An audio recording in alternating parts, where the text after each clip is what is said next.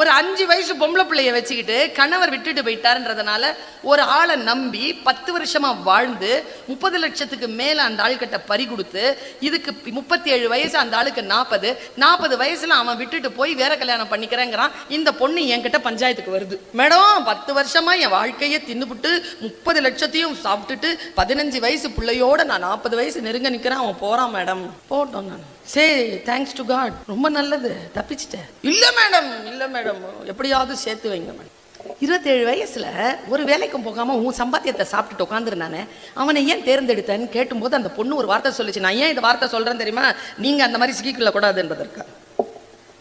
இல்ல மேடம், யாருமே என்கிட்ட எதுவுமே கேட்கல மேடம், அவன் தான் மேடம் கேட்டான். என்ன கேட்டான்? சாப்பிட்டியான்னு கேட்டான். இந்த சாப்பிட்டியான்னு கேட்டதுக்காக 10 வருஷமா 30 லட்சம் ரூபாய் இளமையையும் கொடுத்த.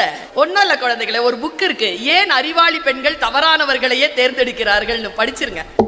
25 வயசு வரைக்கும் காத்திரு, உனக்கு தகுதியானது உன்னை விட அதிகமாக வந்து சேரும்.